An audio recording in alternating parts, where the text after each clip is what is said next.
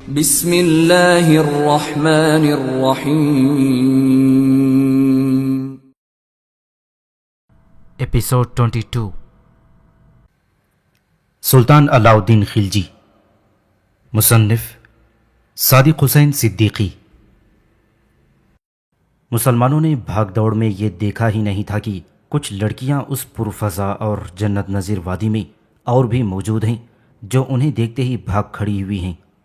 نہ انہوں نے یہ دیکھا کہ جو لڑکیاں بھاگ اٹھی ہیں وہ کیسا لباس پہنے ہیں، کس صورت اور کس شکل میں ہیں، مگر اب جب کہ وہ رکے اور انہوں نے دیول دیوی کا نام سنا تو نظریں اٹھا کر دیکھا، انہیں چند نوعمر اور نوخیز لڑکیاں گھوڑوں سے اتر کر اس طرف بڑھتی نظر آئیں جس طرف دیول دیوی گھوڑے سے گر گئی تھی۔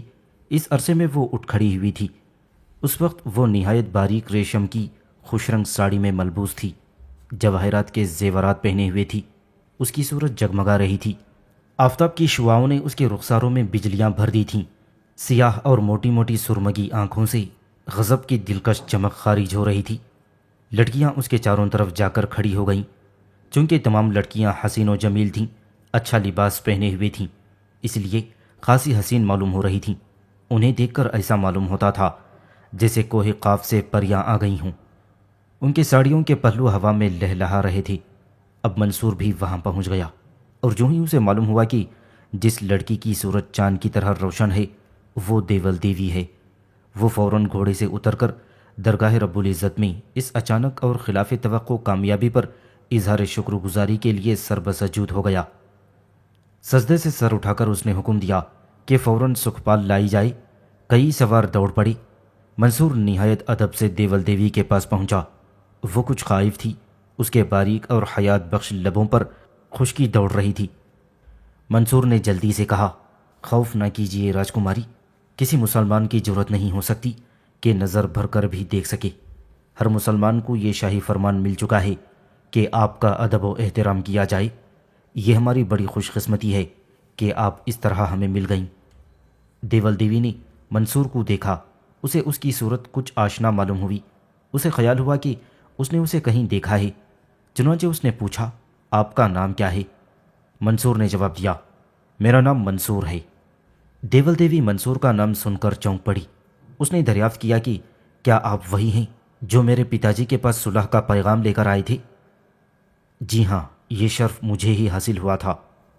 دیول دیوی نے اسے دور سے دیکھا تھا۔ اس نے کہا، آپ کو نرملا تو نہیں ملی؟ منصور نے کہا، اس نے ہمیں آپ کے دیوگڑھ روانہ ہونے کی اطلاع کر دی تھی، اسی اطلاع پر ہم دوڑے چلے آ رہے ہیں۔ ہمارا خیال تھا کہ شاید بھیم دیو آپ کو لے کر دیوگڑھ میں داخل ہو گیا ہے۔ ہم قلعے پر یورش کی تیاریاں کر رہے تھے۔ دیول دیوی نے کہا، ہم اب تک کبھی کے دیوگڑھ پہنچ گئے ہوتے، لیکن میری راحت کے خیال سے اور کچھ مسلمانوں کے خوف سے بھیم دیو نے ایک تو تیزی سے سفر نہ کیا، دوسرا غیر معروف راستہ اختیار کیا۔ منصور نے کہا، بھیم دیو کہاں ہے؟ وہ بھاگ گیا، میں نے اسے بھاگتے ہوئے دیکھا ہے۔ منصور نے کہا، یہی ہیں، وہی تو ہمیں ان غاروں کو دکھانے کی ترغیب دے کر یہاں لائی تھیں۔ ایشور کو دھنیہ واد ہے۔ کہاں ہے نرملا؟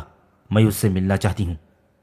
نرملا کو شاید ان سواروں سے جو سکھپال لانے کے لیے دوڑے تھے راجکماری کے مل جانے کی اطلاع مل گئی تھی، اور وہ خود ہی اس کی طرف چلی آ رہی تھی۔ راجکماری سے کچھ فاصلے پر اس نے گھوڑا روکا اور اتر کر دیول دیوی سے ملنے کو دوڑی۔ دیول دیوی نے بھی اسے دیکھ لیا تھا۔ اس کے چہرے پر سرخی دوڑ گئی، آنکھوں سے تیز چمک خارج ہونے لگی۔ وہ مسکراتی ہوئی اس کی طرف بڑھی اور اس کے پاس پہنچ کر بے ساختہ اس سے ہم آغوش ہو گئی۔ دونوں کے گدا سینے ایک دوسرے سے مل گئے۔ شریر نرملا نے دیول دیوی کا منہ چوم لیا۔ راجکماری شرما گئی، لیکن اس نے برا نہیں مانا۔ نرملا نے کہا، ایشور کا احسان ہے تم مل گئیں راجکماری۔ دیول دیوی آہستہ آہستہ اس کے آغوش سے نکلی اور اس نے کہا، میں تیری مشکور ہوں نرملا، تیری بدولت مجھے خلاصی مل گئی۔ سکھپال کو لشکر میں لایا گیا۔ منصور نے راجکماری کو اس میں سوار کرایا اور اس کی سہیلیوں کو گھوڑوں پر بٹھا لیا۔ نرملا بھی ایک گھوڑے پر سوار ہو گئی۔ پھر تمام لڑکیوں نے سکھپال کے گرد جھرمٹ ڈال لیا۔ مسلمانوں نے ان سے فاصلے پر پیچھے چلنا شروع کر دیا، اور اس طرح راجکماری کی سواری شاہانہ اعزاز کے ساتھ روانہ ہوئی۔ جب یہ مختصر راستہ لشکر کے قریب پہنچا تو تمام لشکر نے ملک الغ خان کی معیت میں راجکماری کا استقبال کیا۔ راجکماری کے آنے سے پہلے ہی اس کے اور اس کی سہیلیوں کے لیے چند خیمے مخصوص کر دیے گئے تھے، چنانچہ ان خیموں میں انہیں اتار دیا گیا۔ ملک الغ خان کو راجکماری نے بڑے ادب سے سلام کیا۔ الغ خان نے اس سیمتن کو دعا دے کر کہا، بیٹی، میں نے عہد کیا تھا کہ تجھے تیری والدہ رانی کولا دیوی کے پاس پہنچا دوں گا۔ خدا نے میرے عہد کی لاج رکھ لی، اور اس وقت جب ہم تیرے ملنے سے نا امید ہو گئے تھے، عالم الغیب نے غیب سے تجھے ہمارے پاس بھیج دیا۔ دیول دیوی رانی کولا دیوی کی چھوٹی بیٹی تھی۔ جب وہ راجہ کرن رائے کے حرم میں تھی، اس وقت اس کے 2 لڑکیاں ہوئی تھیں۔ ایک جو بڑی تھی وہ فوت ہو گئی تھی، دوسری جو چھوٹی تھی زندہ تھی، اسی کا نام دیول دیوی تھا، اور یہی وہ پری جمال لڑکی تھی جس کے حسن و جمال کا شہرہ نہ صرف مہاراشٹر ہی میں گھر گھر پھیل گیا تھا، بلکہ مہاراشٹر سے نکل کر گجرات، مالوا، خاندیز، کھمبات، دکن اور شمالی ہند میں بھی پھیل گیا تھا۔ ہر راجہ اور ہر راجکمار اس کا خواستگار تھا۔ بہت سے راجہ، مہاراجہ اور راجکمار تو اس پر ہزار جان سے فریفتہ اور شیفتہ تھے، اور بہت سے اس کی صورت ہی دیکھنے کے متمنی تھے۔ حقیقت میں دیول دیوی تھی بھی نہایت حسین اور ماہ پیکر۔ اس کا نقشہ ایسا موزوں اور دلکش تھا کہ الفاظ میں اس کا سراپا بیان کرنا مشکل ہی نہیں، ناممکن ہے۔ اس زمانے کے مشہور شاعر امیر خسرو نے اس کے حسن کی تعریف میں لکھا ہے، وہ حسن و جمال کی دیوی تھی، ماہ منورہ تھی، آفتاب جمال تھی، اس کا چہرہ گلاب کا پھول تھا، اس کے جسم سے رائے بیل کے پھولوں کی بھینی بھینی خوشبو نکلتی تھی، آنکھیں غزال چین کی آنکھوں سے بڑھ کر حسین تھی، کوہ قاف کی پری تھی، بلکہ غلط، وہ حور فردوس تھی۔ چہرے میں ایسی دلکشی اور جاذبیت تھی کہ جو دیکھتا تھا دیکھتا ہی رہ جاتا، ایسی معصومیت تھی کہ سنگ دل اور جابر تک دیکھ کر متاثر ہو جاتے تھے۔ غرض کہاں تک لکھوں اس کی تعریف میں اور اس کے رنگین حسن و شباب کی رعنائی کے بیان میں۔ شاعر موصوف نے صفحے کے صفحے رنگ ڈالے ہیں۔ راجہ کرن رائے گجرات سے نکل کر مہاراشٹر میں چند دنوں اقامت گزین رہا تھا، اس لیے دیول دیوی مہاراشٹر کی حور کہلاتی تھی۔ دیول دیوی سر جھکائے ہوئے خاموش تھی۔ الغ خان نے پھر کہا، نور چشمی، اعلیٰ حضرت بھی تم سے ملنے اور دیکھنے کے لیے بڑے بے چین ہیں۔ میری بھولی بیٹی، تو شرما رہی ہے، بے تکلف ہو کر بیٹھ، آرام کر، میں جا رہا ہوں، تیری سہیلیاں تیرے پاس آ جائیں گی۔ الغ خان چلے گئے اور سہیلیاں داخل ہو گئیں۔ نرملا نے آتے ہی مسکرا کر کہا، کہیے، میں نے اپنا وعدہ پورا کر دیا نا؟ دیول دیوی نے متبسم ہو کر کہا، ہاں نرملا، تیرے وعدوں کے اعتبار نے ہی مجھے دلاسا دے رکھا تھا، مگر تو کیسے مسلمانوں میں پہنچی؟ نرملا نے مختصراً اپنی تمام رودات سنا دی اور پھر پوچھا، آپ ابھی یہیں تک پہنچی؟ دیول دیوی نے کہا، ہاں، دراصل بھیم دیو کو اندیشہ تھا کہ مسلمان ضرور اس کا تعاقب کریں گے، اس لیے وہ پہاڑی دروں میں گھومتا ہوا آ رہا تھا۔ دوسرے، اسے میرے آرام کا بھی خیال تھا اور وہ بہت تھوڑا سفر کر کے قیام کر دیتا تھا۔ خیر، ایشور کا شکر ہے کہ آپ دیو گڑھ میں داخل نہ ہو سکیں۔ رات ہی یہ بات طے ہوئی تھی کہ میں تنہا دیو گڑھ جاؤں اور آپ کو وہاں سے نکال لاؤں۔ میں نے ارادہ کر لیا تھا۔ اس پر دیول دیوی نے بات کاٹتے ہوئے کہا، مگر اس کی نوبت ہی نہیں آئی جب میں نے انہیں دیکھا تھا۔ اس پر نرملا شرما گئی اور اس نے کہا، اچھا، اب آپ چھیڑنے بھی لگی ہیں؟ دیول دیوی نے ہنس کر کہا، اوہ، شرما گئی؟ اچھا یہ بتاؤ نرملا کہ وہ کس طرح پیش آئے تھے تیرے ساتھ؟ نہایت اخلاق سے، مجھے وہ اپنے خیمے میں دیکھ کر حیران رہ گئے۔ حیران ہی رہ جانا چاہیے تھا، ایک پری کو دیکھ کر کون حیران نہ ہو جائے گا۔ کچھ دیر اور باتیں کر کے ان لڑکیوں نے جو راجکماری کے ساتھ آئی تھیں کھانا تیار کرنا شروع کر دیا۔ دیول دیوی نے نرملا سے پوچھا، تو نے کھانے کا کیا انتظام کر رکھا تھا؟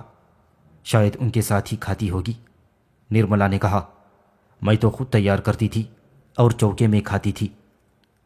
دوسرے روز صبح کی نماز پڑھتے ہی ملک الغ خان نے منصور کے ہمراہ راجکماری دیول دیوی کو بڑے اعزاز و اکرام سے دلی کی طرف روانہ کر دیا اور منصور کو یہ ہدایت کر دی کہ وہ راجکماری کی راحت کا خیال خاص طور پر رکھے کہ وہ گلیتر کسی بھی طرح پشے مردہ نہ ہونے پائے۔ شام کا وقت تھا۔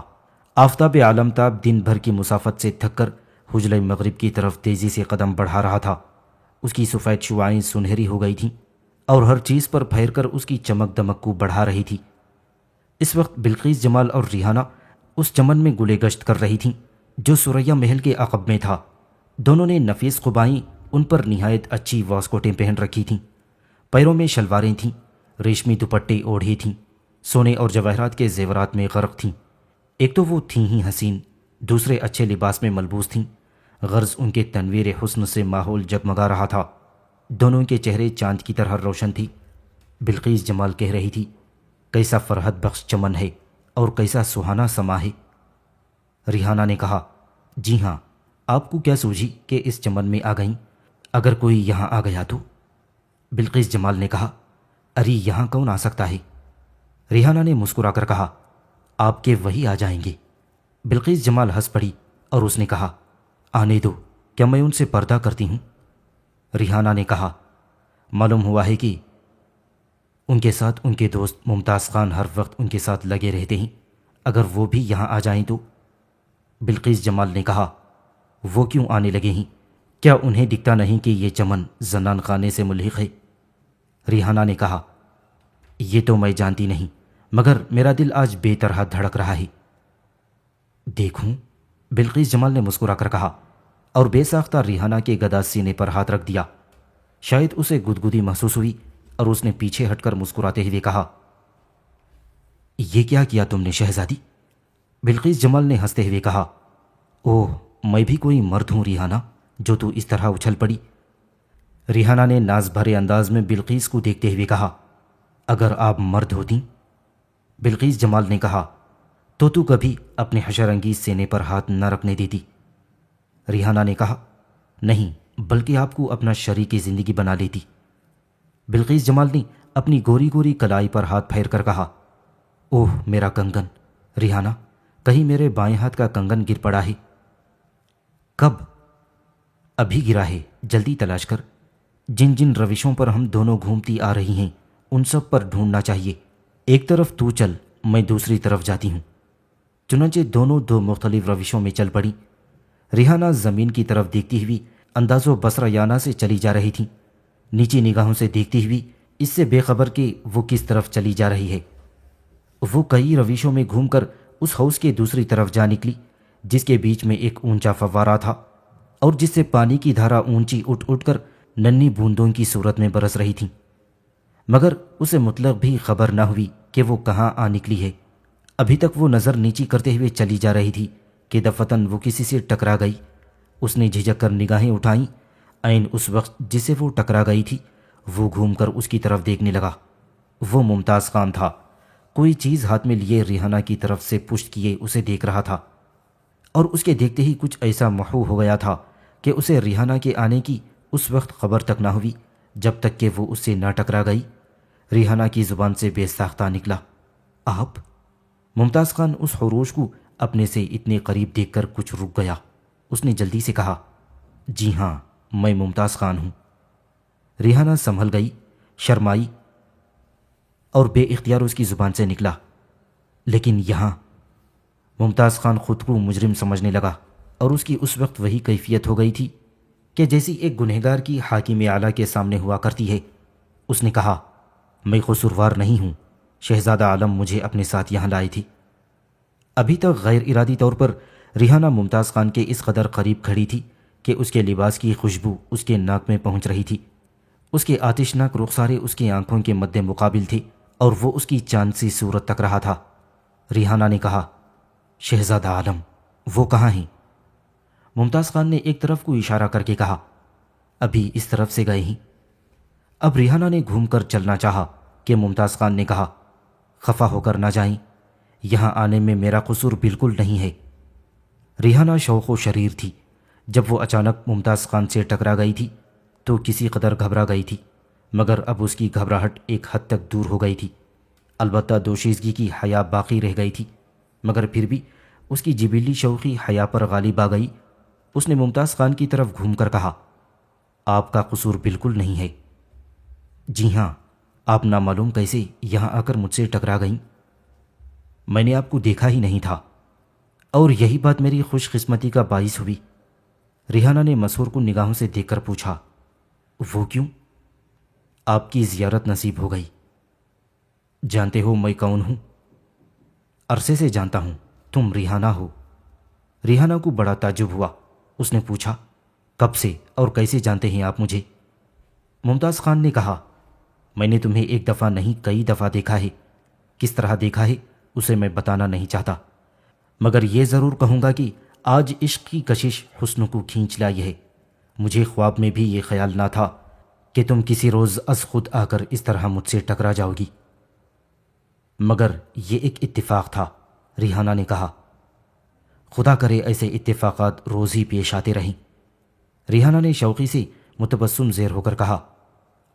منہ دھو رکھو آپ، صبح سے اس وقت تک کئی مرتبہ منہ دھو چکا ہوں، ریحانہ نے کھل کر مسکراتے ہوئے کہا۔ مگر ابھی تک اچھی طرح نہیں دھلا ہے، تو ایک ذرا توقف کیجیے، میں اسی حوض میں جا کر پیر دھو لیتا ہوں۔ اچھا، ریحانہ نے کہا اور وہ واپس لوٹی۔ ممتاز خان نے اس شوق حسینہ کو دیکھ کر کہا، اور تم تو چلی جا رہی ہو، تو کیا میں یہاں بیٹھوں؟ چاہتا تو یہی ہوں لیکن کہہ نہیں سکتا، ریحانہ نے چلتے چلتے کہا۔ پھر کہہ کیوں رہے ہو؟ شاید تمہاری کوئی چیز کھو گئی ہے۔ ریحانہ پھر پلٹ آئی، اس نے پوچھا، کیا کوئی چیز آپ کو ملی ہے؟ ممتاز خان نے جو چیز ہاتھ میں لیے ہوئے تھا اسے اپنے پشت کی طرف کر کے کہا، جی ہاں۔ دیکھوں وہ کیا چیز ہے؟ ریحانہ نے پوچھا۔ وہ پھر اس کے اتنے قریب جا کھڑی ہوئی تھی کہ صرف چندی انگشت کا فاصلہ رہ گیا تھا۔ ممتاز خان اس کا سراپا دیکھنے لگا اور اس نے پوچھا، کیا چیز کھو گئی ہے تمہاری؟ آپ بتائیں، آپ نے کیا پایا ہے؟ ممتاز خان پشت کی طرف جو ہاتھ کر لیا تھا اسے سامنے کر کے دکھاتے ہوئے کہا، یہ ہے۔ وہ شہزادی کا کنگن تھا۔ ریحانہ نے ہاتھ بڑھا کر لینے کی کوشش کرتے ہوئے کہا، اسی کو تو میں تلاش کر رہی ہوں۔ اگر آج میں کوئی اور دعا مانگتا تو شاید وہ بھی قبول ہو جاتی۔ اس وقت جب میں یہاں آ رہا تھا تو میں دعا مانگتا آ رہا تھا کہ خدا کرے مجھے تمہاری کوئی چیز مل جائے اور تم مجھے اسے لینے کے لیے التجائیں کرو، مگر یہ کنگن میرا نہیں ہے، تو پھر اور کس کا ہے؟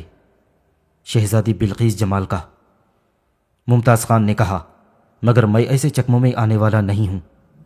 ریحانہ نے اپنی گوری گوری کلائیاں اس کے سامنے کرتے ہوئے کہا، دیکھ لیں، میری کلائیوں میں دونوں کنگن موجود ہیں۔ ممتاز خان نے دیکھا اور وہ اس کی سیمی کلائیں دیکھ کر پھڑک گیا اور کنگن اسے دیتے ہوئے بولا، واقعی تمہارا نہیں ہے۔ ریحانہ نے کنگن لینے کے لیے ہاتھ بڑھایا، ممتاز خان نے اس کا نرم و نازک ہاتھ پکڑ لیا۔ ریحانہ نے مصنوعی غصے سے بگڑ کر کہا، یہ کیا حرکت ہے؟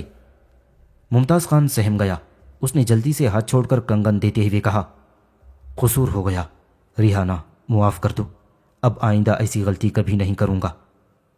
ریحانہ کو اس پر ترس آ گیا اور اس نے کہا، اگر کوئی دیکھ لیتا تو؟ میں نے اپنی حماقت سے اس کا خیال ہی نہ کیا۔ اب ریحانہ نے شوقی سے کہا، آئندہ احتیاط رکھنا، اور وہ ممتاز خان پر ایمان شکن نگاہیں ڈال دی تھیں۔ ممتاز خان نے اسے دیکھتے ہوئے کہا، ضرور احتیاط رکھوں گا۔ ریحانہ نے پوچھا، یہ آپ اس وقت یہاں کیسے آ گئی؟ عرض تو کر چکا ہوں، شہزادہ عالم کے ساتھ آیا تھا۔ کیا ولی عہد بہادر کو معلوم ہے کہ شہزادی یہاں موجود ہیں؟ میرے خیال میں انہیں اس کا علم نہیں تھا، کیونکہ اگر انہیں یہ بات معلوم ہوتی تو وہ مجھے یہاں لے کر کبھی نہ آتے۔ لیکن شہزادہ یہاں آئے کیوں ہیں؟ یہ بات تو ان سے ہی دریافت کر لی جائے تو مناسب ہے۔ مجھے صرف اتنا معلوم ہے کہ وہ بادشاہ بیگم اور رانی سے ملنے کے لیے آئے ہیں۔ مگر کیوں؟ ریحانہ نے پوچھا۔ سنا ہے راجکماری دیول دیوی آ رہی ہیں اور وہ شاید کل دلی پہنچ جائیں گی۔ اس پر ریحانہ نے کہا، ارے کہیں شہزادی اس طرف نہ آ نکلے۔ یہ کہتے ہی وہ روانہ ہو گئی اور ممتاز خان دیکھتے ہی رہ گئے۔ دیول دیوی کے آنے کی خبر تمام دلی میں مشہور ہو گئی تھی۔ سلطان علاء الدین نے اس کے استقبال کا حکم دے دیا تھا اور اہل شہر نے شہر کو سجانا شروع کر دیا تھا۔ حکومت کی طرف سے بھی اعلیٰ پیمانے پر انتظامات کیے جا رہے تھے۔ جس شان سے رام دیو کا استقبال کیا گیا تھا اس سے کہیں زیادہ شان و تجمل سے دیول دیوی کے استقبال کی تیاریاں کی جا رہی تھیں، اور دلی پھر بنا سوار کر دلہن بنا دی گئی تھی۔ سیاح جو بیرون ہند سے آئے ہوئے تھے اس کی آزمائش و زیبائش دیکھ کر حیران رہ گئے تھے۔ یہ بات منصور کو معلوم ہو گئی تھی کہ راجکماری دیول دیوی کا استقبال شاہانہ شان و شوکت سے کیا جائے گا۔ چنانچہ اس نے دلی سے 3 میل کے فاصلے پر قیام کر دیا اور رات کو نرملا سے کہا، کل تم اور راجکماری دلی اور اس کی آراستگی دیکھ کر حیران رہ جاؤ گی۔ اب یہ بتاؤ کہ تم گھوڑے پر سوار ہو کر دلی میں داخل ہوگی یا سکھپال میں بیٹھ کر، اور یا راجکماری کے ساتھ رتھ میں سوار ہو کر؟ نرملا نے شوق نگاہوں سے منصور کو دیکھ کر کہا، کیا آپ ہماری تشہیر کرنا چاہتے ہیں؟ اس پر منصور نے کہا، بخدا نہیں، بلکہ تم سب کا اس طرح اعزاز و احترام منظور ہے۔ اس پر نرملا نے کہا، تب آپ جس طرح مناسب سمجھیں۔ میں تو یہ چاہتا ہوں کہ تم سکھپال میں پردے کے اندر سوار ہو کر چلو، نہ کوئی تمہیں دیکھے اور نہ تم کسی کو دیکھو۔ مگر کیوں؟ نرملا نے پوچھا۔ اس لیے کہ کہیں تمہیں کسی کی نظر نہ لگ جائے۔ نظر؟ اور مجھے؟ تمہاری نظر تو خود بجلی کا کام کرتی ہے، بد نظروں کی نظریں تمہاری برق پاش نگاہوں سے ٹکرا کر۔ شرارت تو کافی اچھی آ گئی ہے آپ میں، مگر تمہارا مقابلہ ابھی تک نہیں کر سکا۔ کوشش کریں۔ میں کوشش کر رہا ہوں، لیکن جب تک ہر وقت میرے پاس بیٹھ کر تم مجھے سکھاتی رہو تو شاید میں کچھ کامیاب ہو جاؤں۔ جلد ہی اس وقت اگر آپ کے پاس آ گئی تو راجکماری کیا کہیں گی؟ اچھا سلام، میں اب جا رہی ہوں۔ وہ کھڑی ہو گئی۔ منصور نے اسے روکنا چاہا لیکن وہ نہ روک سکا۔ صبح ہوتے ہی اس لشکر نے جماعت کے ساتھ نماز پڑھی اور مسلمان متفرق ہو کر کلام اللہ شریف کی تلاوت میں مشغول ہو گئے۔ ہر طرف سے شیریں آوازیں آنے لگیں، لوگ جھوم جھوم کر پڑھنے اور سننے لگے۔ تقریباً 1 گھنٹے کے بعد منصور نے کوچ کا حکم دے دیا۔ سپاہوں نے چھولداریاں، خیمے اور سائباں کاٹ کر بار برداریوں میں لادے اور جلد جلد مسلح ہوئے، اور اس ترتیب سے چلے کہ 5 سواروں کا دستہ 4 کی قطار میں آگے روانہ ہوا، اور پھر اس دستے کے تقریباً نصف فرلانگ کے فاصلے پر رتھ روانہ ہوئی۔ اس رتھ کا ڈھانچہ خالص چاندی کا بنا ہوا تھا، جس میں سونے سے پچکاری کی گئی تھی اور اس کی محرابوں میں جواہرات کی جھالریں لگی ہوئی تھیں۔ چونکہ آفتاب طلوع ہو کر بہت کچھ بلند ہو چکا تھا، اس لیے دھوپ میں رتھ جگمگ جگمگ کر رہا تھا، ایسا چمک رہا تھا کہ اس پر نگاہ نہ پڑتی تھی۔ اس رتھ میں آگے پیچھے 30 جوڑیاں گھوڑوں کی جتی ہوئی تھیں۔ تمام گھوڑوں کا ساز نہایت چمکدار تھا۔ کاٹھیوں کے اوپر سرخ باغات کی کارچوبی کے کام کے زین پوش پڑے ہوئے تھے۔ ان گھوڑوں پر جو مجاہد سوار تھے وہ نہایت صاف ستھرا اور سفید لباس پہنے ہوئے تھے۔ رتھ پر پردہ نہ تھا بلکہ کھلا ہوا تھا، اور اندر ریشمی گدیلے تھے جن پر حروج دیول دیوی نہایت شان و تمکینت اور کچھ عجیب انداز میں دل ربایانہ کے ساتھ بیٹھی تھی۔ منصور نے اس پیکر حسن و جمال کے لیے بھی ایک باریک سیاہ ریشم کی نقاب مہیا کر دیا تھا۔ دیول دیوی نے اس نقاب کو اپنے رخ انور پر ڈال لیا تھا، لیکن آنکھیں اور چاندسی پیشانی کھلی ہوئی تھیں۔ باریک نقاب میں سے حسن کی شعاعیں پھوٹ پھوٹ کر نکل رہی تھیں۔ بڑی بڑی سرمگیں رسیلی اور حسین آنکھیں دیکھنے والوں پر بجلیاں گرا رہی تھیں۔ منور پیشانی بالکل چاند کی طرح جگمگا رہی تھی۔ نہ صرف رتھ بلکہ ارد گرد کا منظر بھی اس کے تنویر حسن سے منور تھا۔ رتھ سے داہنی طرف نرملا گھوڑے پر سوار جلو میں تھی، بائیں طرف ایک اور سہیلی تھی اور 2 خادمائیں رتھ کے پیچھے تھیں۔ یہ سب بھی گھوڑوں پر سوار تھیں اور اپنے چہروں پر ایک قسم کی نقاب اس طرح ڈالی تھی کہ جس طرح دیول دیوی نے ڈال رکھا تھا۔ رتھ کے پیچھے چند قدم کے فاصلے پر بقیہ لشکر تھا، اس لشکر کے ساتھ ہی منصور تھا۔ نرملا اور دوسری لڑکیوں کو، بلکہ خود دیول دیوی کو بھی دلی دیکھنے کا بڑا اشتیاق تھا۔ وہ اکثر ہندوؤں کے ان مشہور شہروں کو دیکھ چکی تھیں جن سے ہندوؤں کے تمدن، معاشرت اور مذہب کا پتہ چلتا تھا۔ آج اسلامی دارالسلطنت دیکھنے والی تھیں۔ اس دارالسلطنت کی شہرت نہ صرف ہندوستان میں ہی تھی بلکہ بیرون ہند تک پہنچی ہوئی تھی، اور راجکماری کا استقبال شاہی لشکر نے جمنا کے عین کنارے پر کیا۔ ایک طرف دریائے جمنا پیچ کھاتا ہوا بہہ رہا تھا اور دوسری طرف دلی کی سربفلک عمارتیں نظر آ رہی تھیں۔ راستہ نہایت کشادہ تھا جس کے دونوں کناروں پر درختوں کی قطاریں پھیلی ہوئی تھیں۔ جو ہی راجکماری کی سواری دلی میں داخل ہوئی، اہل شہر کا سیلاب امنڈ آیا۔ اگر فوجی رسالے راستوں کے دونوں سروں پر کھڑے ہو کر لوگوں کو بڑھنے سے نہ روک دیتے تو ساری سڑکیں مردوں اور بچوں سے بھر جاتیں۔ دلی والے حسب حیثیت سفید لباس پہنے سواروں کے پیچھے کھڑے تھے۔ جب یہ سواری بازاروں میں سے گزرنے لگی تو لوگوں کے ازدحام سے دکانوں، دونوں طرف کی چھتیں، تمام بالا خانے اور سارے درخت اٹے ہوئے تھے۔ جو ہی دلی والوں کی نگاہیں رشک حور دیول دیوی پر پڑی، بے ساختہ بول اٹھے، یہ انسانی پیکر میں حور ہے، یہ حسن کی وہ دیوی ہے جس نے مہاراشٹر میں جنم لیا تھا اور وہ دلی کو اپنے حسن کی جلوگاہ بنانے آئی ہے۔ لوگ آنکھیں پھاڑ پھاڑ کر اس نور مجسم کو دیکھ رہے تھے۔ عورتیں بالا خانوں کی چھتوں اور چلمنوں سے جھانک جھانک کر دیکھ رہی تھیں۔ سب کی یہ خواہش تھی کہ کسی طرح وہ بے نقاب ہو جائے اور اچھی طرح اس کے حسن کا نظارہ کر کے اشتیاق دید کی آگ کو سرد کر لیں۔ دیول دیوی اور اس کی سہیلیوں اور کنیزوں نے جب شہر کو دیکھا تو اس کی شفاف اور سر بفلک عمارتیں، صفائی اور کشادگی کو دیکھ کر حیران رہ گئیں، اور حقیقت میں ایسا خوبصورت شہر انہوں نے پہلے کبھی نہیں دیکھا تھا۔ لوگ انہیں دیکھ رہے تھے اور وہ شہر کو دیکھ رہی تھیں۔ آخر راجکماری کی سواری کشاں کشاں چل کر شاہی محلات کے دروازے پر پہنچی۔ یہاں نہایت شان سے اس کا استقبال ہوا۔ پرشور اللہ اکبر کے نعرے لگائے گئے۔ دربانوں نے قصر شاہی کا پھاٹک کھول دیا اور رتھ ماں نرملا اور دوسری لڑکیوں کے اندر داخل ہوئی، اور تمام مرد باہر ہی رک گئے۔ رتھ کے سوار بھی اتر گئے اور ترک نوجوان کنیزیں گھوڑوں پر سوار ہو کر رتھ کو لے چلیں۔ دیول دیوی فلک صورت شاہی محلات اور ان کی نفاست و وسعت اور خوبصورتی دیکھ کر ششدر رہ گئی۔